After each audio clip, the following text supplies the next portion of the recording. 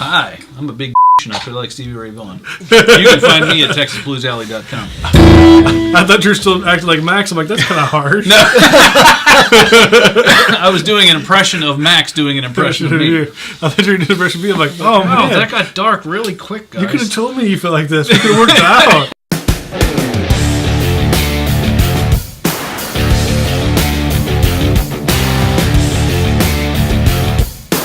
Welcome to another episode of the Chasing Tone Podcast. I'm Brian, this is Max, and this is Anthony from Texas Blues Alley, once again joining us in the sweat shed. Pleasure to be here. So, kind of. Yeah, this week we talk about, what do we talk about? We talk about delay. We talk about delay. Yeah, we talk about getting different types of delays, what you would like to use, what I like to use, just kind of like the meat and potatoes version of what we do with the delay. We talk about sound versus tone. Yeah. How gear and tonality. What's the difference between technique gear and technique and licks? What different roles they play in getting your sound. And we also let Max actually have a guitar this time. It's true. Yeah. Just for a little bit. Stay tuned for that. So let's jump into that first question. A Tone Chaser writes in, my cousin has all vintage accurate gear but doesn't sound like Stevie Ray Vaughan. It doesn't understand why. I think the first thing that we need to separate in order to talk about this is the difference between somebody's sound versus their tone. So when I say somebody's sound, I mean the licks that they play and the physical aspect of how they interact with the guitar. So if you treat everything instrument-wise from that point out as a separate thing, you could take the same person with the same technique, put them with different instruments and combinations of gear or whatever, and their sound would still be the same. I mean, there's a video of Stevie playing, I forget what kind of guitar it was. I don't know if it was a Les Paul or something, but he still sounded like Stevie, you know? And that's because his sound stays the same because of the licks that he plays and the way that he attacks a string. Your tone, which is kind of defined by everything that's not you, can only influence your sound, but it can't give you a different sound. Right. I mean, it's like your sound going through your tone. So, like, I'm not going to sound like you, even though we're playing through exactly the same thing. So I think a good way to illustrate this is we've got two different pedals we're going to use here that they couldn't be more different. We've got the Clarksdale, which is typical tube screamery, bluesy sound, and we've got the Pinnacle, which is like your Van Halen Brown sound style pedal. So they're for very different styles of music. Yep, I'm going through Port City Pearl. Okay, so that's a very neutral sounding amp. So what you're really hearing is the pedals here. So this is essentially like two very different rigs. And we're each going to take turns playing something, and we're going to play something that's true to our style. So it will be our sound. When I play something, it'll be in the style of like Stevie Ray Vaughan. And I'll play it through the Clarksdale and then through the Pinnacle, and the tone will change, but the overall sound of what you hear, it will still sound like the same player. And then you'll do it for what you play, and the same for Max, and I think it'll be very illustrative for people to hear that. So let's start with the Clarksdale here.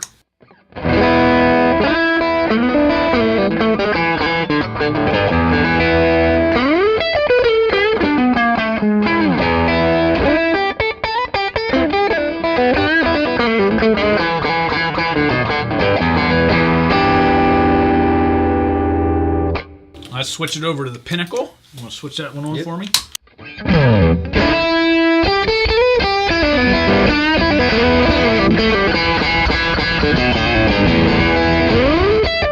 I forgot. I'm going to switch to a humbucker for this so we can further change the sound. Let me start that part over again. Sure.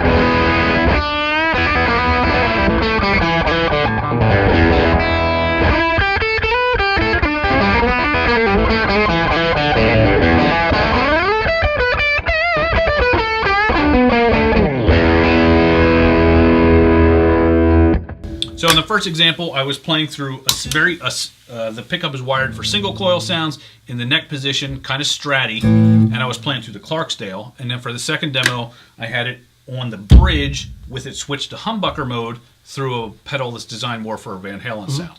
So now let's pass to you. Okay. You do the same thing. Same sort of lick, or no? You play whatever it is that you play. So if I was going to play on bridge, it'd be something totally different.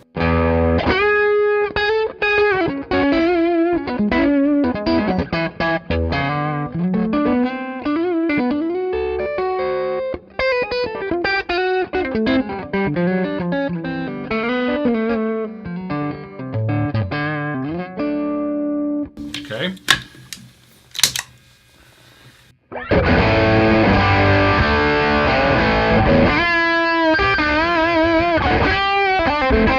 Oops. Your neck is a lot wider than what I'm used to. Yeah.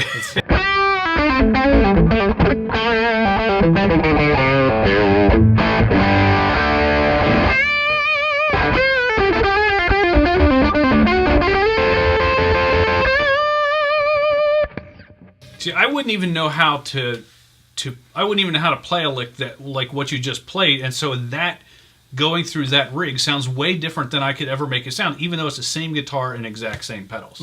So I think it's a good illustration. Now let's Max do it here. Switch that back to the neck pickup. There you go. Here's your plectrum. Careful with that one.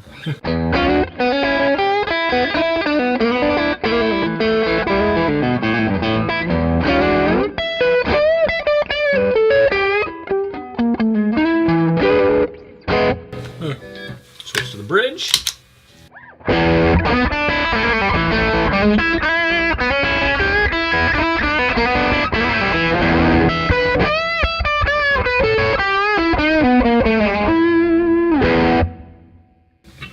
think that's a pretty good demo because we each have different. I think Max and I probably have more overlap in terms of the actual licks that we play, but the way that we play them, which again is part of your sound, the way that we attack the strings is different. The phrasing is slightly different. And so to my ears, him playing through the Pinnacle sounded way different than me playing through it because what I'm really hearing is his sound, not just his tone. So the answer to the question why the guy's cousin doesn't sound like Stevie Ray Vaughan is because he doesn't have Stevie Ray Vaughan's hands, which is something you can't change. But also... with expensive surgery. Yeah. Modern medicine. Modern medicine these days.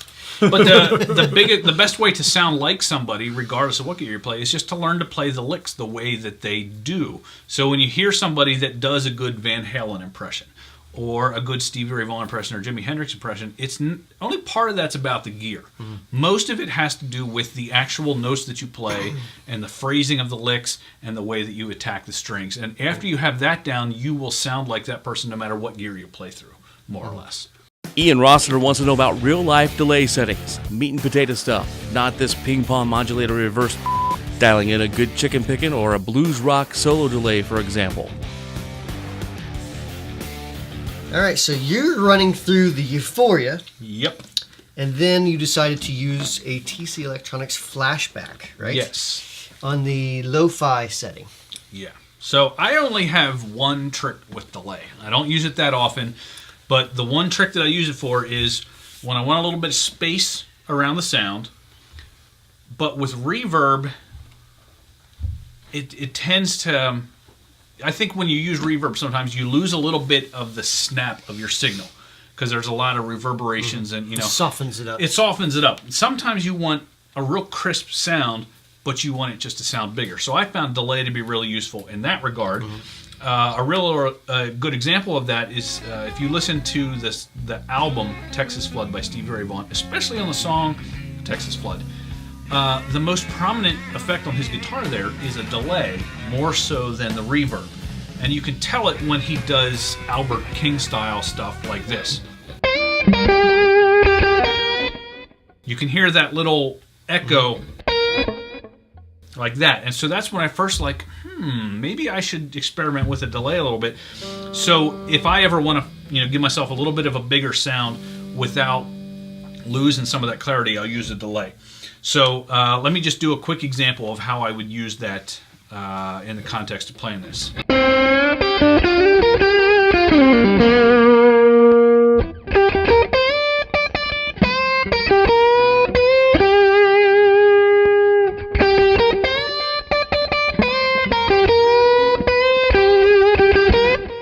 And the settings that I've chosen here are basically the delay time it's not like real short like that. That's kind of like ambient in a hard concrete room setting, and it's not like super long.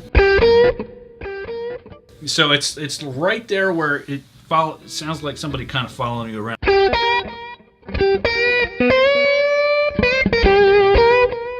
Okay, so it's somewhere between that and And then mix-wise, and one repeat, you're saying. And one repeat. I don't do... The kind of delay that I like doesn't have... It doesn't have the same feel, I don't think, when you have a lot of repeats.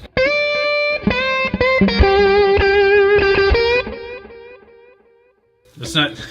That's more of what the commenter was asking about. That's not quite what I'm looking for. So I usually turn the repeats all the way down, so I just get one. And then I keep the delay signal, the delayed part of the effect, I keep that fairly subtle. I don't mix that very heavy. So that's the only way that I know how to use delay. But Gotcha. You have any... Yeah, so I would use it totally different for what I do. Got a Captain America strap here. That's nifty. Okay. So if it was, let's see, we're on lo-fi setting. We're going to get off that guy in a hurry. We're going to go up to the bridge because bridge is always better on a telecaster. Yep.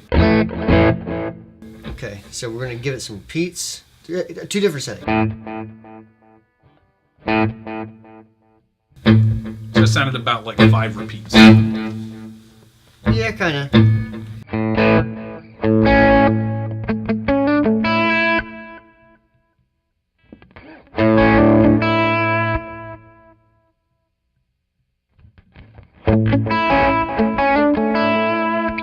Okay, so let's say I want, I don't know, it could be maybe even like a praise and worship-y type thing, or just something that has a,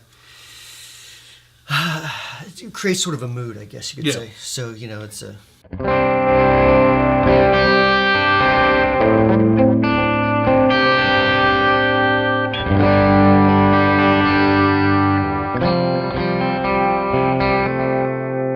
G bender, that would have been a G lick. Would you use this more for chord type stuff or for single note runs? Both. Okay. So you know, if I'm playing like praise and worship thing,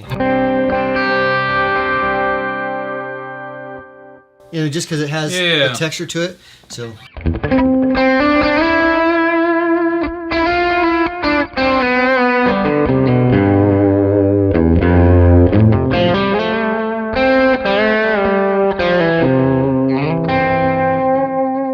Even though your settings are completely different than what I was doing, I think it has the same effect in that you can still hear the fullness of the guitar without some of the muddiness of reverb, but it fattens up the having delay with multiple repeats in the feedback. It fattens up your sound in a very different way than the way that reverb does. Totally, yeah. And for this, I'm on the tape setting. Effects level is probably a little louder than what you would think, just because in a band context, you kind of need the echoes to be louder than what you would think. Delay setting, I don't know. I'm probably 300 and some milliseconds or so, 350 maybe 400. And feedbacks, let's see, or repeats. So somewhere in the ballpark of 4 or 5. Right, in the tape setting, you can hear it modulate, so you can actually hear the signal.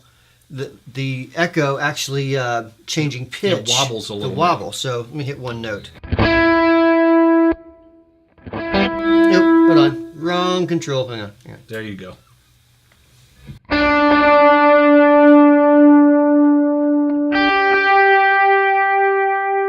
Now, why would somebody do that? Why would you use a tape style set? Because you, on your own delay pedal, you have one of those controls. So being a complete newbie to delay stuff, why would somebody choose something like that? It gives more of a texture. It gives more of a surrounding echo. I don't know how to explain it. It's kind of it kind of gives an effect of maybe like a stereo field in a way. Okay. Well, if you were out in a canyon and you were yelling, the things that come back to you, you wouldn't hear them at the exact same pitch. I mean, I'm assuming because of the Doppler effect or whatever's going on there. Maybe it mimics what happens in real life a little bit more. I don't know. I'm not a physicist. Really? That has anything to do with it. But when you just hold that one note and you hear the repeats, like if that was turned off and there was no wobble in the pitch, you wouldn't hear nearly as much of an effect just holding that note as you do with that. Let's try this real quick. It'll take me 2 seconds. So let me swap out that delay pedal. Okay. And I'll show you. Okay. Okay, so I've put the Faux tape echo made by Wampler pedals. Go to wamplerpedals.com. I've heard of them.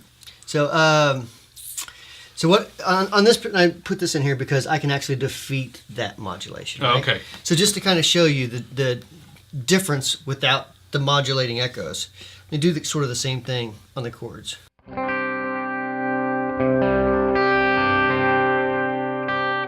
it a little more modulation.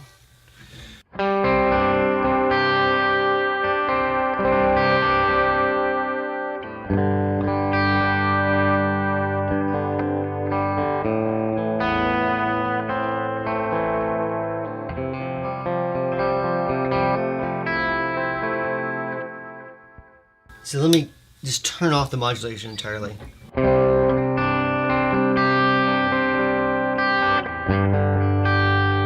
It sounds like the delay effect is less evident with the modulation is disabled, which means that in order to hear the delay as much, you'd probably have to increase the mix in favor of the delay. You could. So that modulating it maybe allows you to use a little less of the delay in the mix. It kind of fills in space around the chord. So I mean, Okay. let's turn the level up and put that to the test here.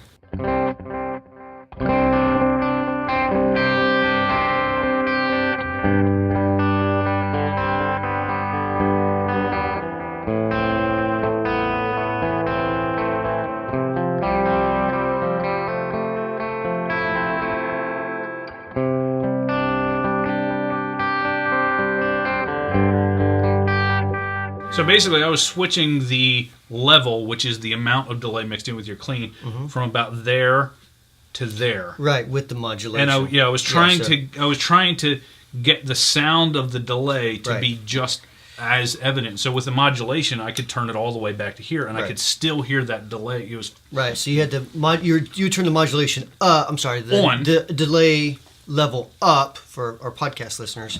Yeah. While the level up while the modulation modulation was was off. off, and then you would turn it down with the modulation on, Right. to see if you could sort of mimic that. Yeah, Yeah. Now there is a trick when it's is it off right now? It's okay. yeah. So and you'll see a lot of guys they'll bend the neck.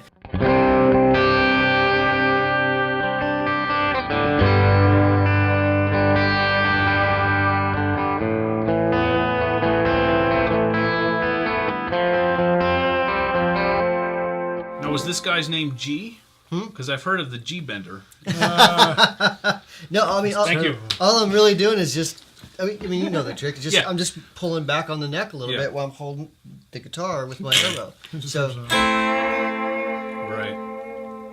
you know, and it's So just if you don't have a whammy bar, that's kind of a way that you can get a little bit of that in there. if we do that enough, Yes. I mean, the neck will come off. Not Right. responsible for the But CG yes, guitar. Yeah. you can do a nose dive. Note to self: don't bring my own guitar next time.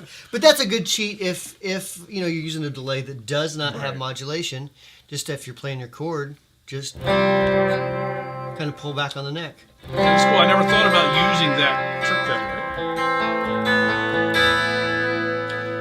Now, Max, you said you have a way that you said you use a delay pedal a lot. Yeah, right? yeah, I do. To fatten up solos. Oh, I'm sorry. I go don't ahead. mean to cut it. I just No, realized go that there was two ways I wanted to show you. Yeah. So sorry, man. You should be. My one time to talk. I promise. Nope. I promise everybody I will give him another chance. Yeah. No But hate mail. after everyone else has had a chance. Everybody else has a turn, then you can go. If there's anybody in the audience that wants to use the delay pedal before Max, just write us. So James Burton. Hold on, let me pick that name up real quick. Oh, okay. Yeah, so James Burton actually showed me something once on this delay. Not this box, but it was still the Right. Faux tape echo, right? And he's like, what I want like one echo, I want just a faint second one, and just a tiny smidge of a third. Like Okay. on a slapback. I'm like, Yeah. okay, I thought it would just be, like he was it was so precise Yeah. to his ears that what he was looking for in an echo. Was he basing that off of something he had played before? Well, he used to play for Elvis. Well, I'm saying So- like a certain device that would give that. What would he have been using where he got that I didn't, sound? I didn't ask him, but Okay. he's played for everybody, including God. So, Yeah. pretty much. Throw my picture up with him. Bam. Why not? Why never my picture? Didn't ask. I know. Should let me use the delay pedal. Bam. All right. Point taken. Okay.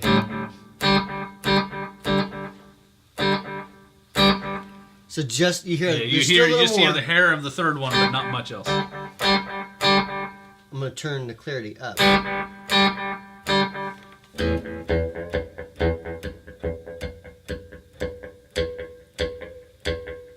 This is the worst horror movie you've ever seen.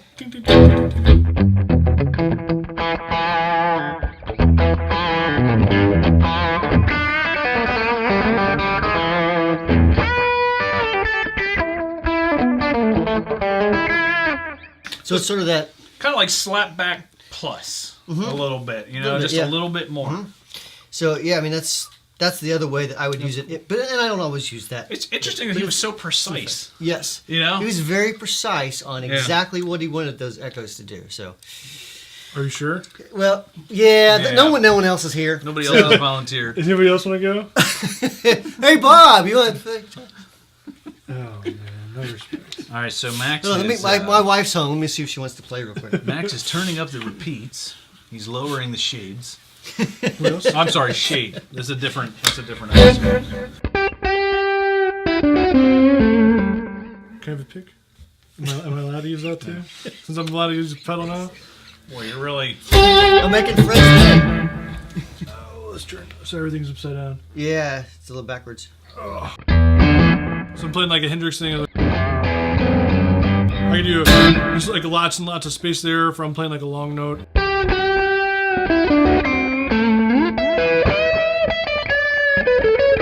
Let's for the podcast guys, let's discuss what you got, how you have it set.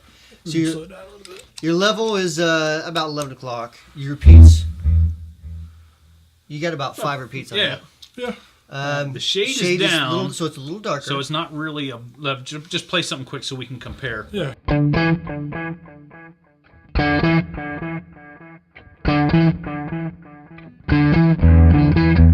Just dull enough that it doesn't interfere with the main note that you're playing. Yeah. So that's pretty much it. I'll tap it in a little bit quicker, just to add some fullness of solos. It can make you sound a little bit faster playing than you really are sometimes. It's a little cheat. And if you go really fast, let's say you're just really ripping, you already have a lot of distortion on anyways. It's really quick. It's almost like an echo, but it'll just add some oomph to your solo.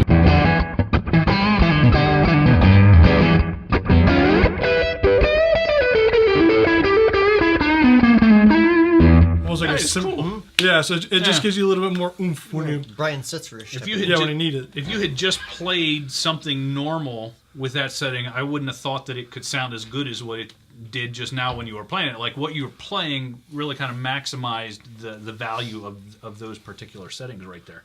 I never thought about using a delay pedal like that before. Yeah, and like I said, the cool thing with especially like any delay with tap tempo, you can change the settings on the fly. Yeah. If you're feeling it, just thumper it and you're good to go.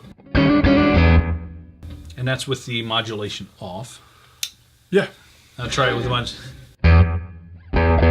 I keep it pretty low anyways for modulation. Yeah, I mean, as far as modulation goes, if you don't have a lot of echo, you're not going to really hear a whole bunch of it. So that's a good... It's actually turned into kind of a user's manual for the Faux tape echo. If your overall delay is kind of, subtle, you're not going to hear the modulation as much. Not so you'd hear it more if your delay time was longer. Because you have the echoes kind of almost bouncing around each other. Gotcha. I don't know what this is, but that's probably something. Yeah. So... When you turn on the delay pedal, that's a good way to let the audience know what you've done. Like, stay tuned, something's coming. Danger. It's either out of your treading water. I'm not sure. What do you got? Well, at certain gigs, it's hard to tell the difference. Yeah, that's not to repeat myself. Oh! That's how I typically use it. Do something really quick, or I'll do something a little longer if I'm stretching out some notes. Right. Especially with the vibe, it sounds really cool with a longer delay. Right. Now, can you do the Albert Lee thing? Do you ever do that? What is that? I've seen this trick before, but I don't play like that. It's a little difficult to set up, but basically you're playing off the echo, and so it sounds like you're playing twice as many notes. Oh. So I might be able to set it up. Maybe. Are you sure? Am I done yet? Anybody else? Maybe. Let's see what we got here. Okay, so we've magically replaced this with the awesome TC Electronics Flashback Delay and Looper. which, by the way, does do tap tempo, by the way. Pretty cool trick. Yep. Check their website for more info. So, TexasBluesAlley.com. exactly. 12 free months if you use if you use the member code. Brian Wampler is an awesome dude. Right? No? It's void in all 50 states. Okay, so what I did, I set this for about this time. One repeat, as clear as I can, so I don't want like an analog delay necessarily. You want it to be as close to the sound of what it is. Yes. Yeah. Yep. As possible. Yep. Yep. So, and so what I'm going to do is this. Basically.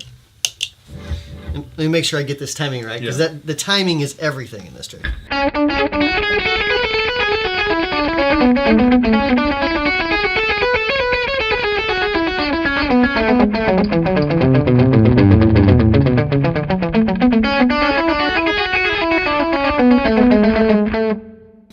That's a pretty cool trick. So that's like an Albert Lee type of thing. So he's much better at it than I am. That's a situation where tap tempo could mean the difference between absolutely nailing it and not nailing it. Yeah, and really, like having subdivisions too, because I don't know if that's like the triplet or it's probably the triplet of some sort. So, but yeah, so if you play it in like in the same rhythm, like if you're playing quarters of it, it doesn't work. So if you're like.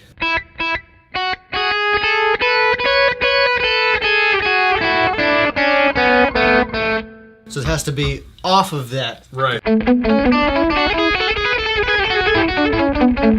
So you see how I got off time there at the end. So you got to be dead on your timing.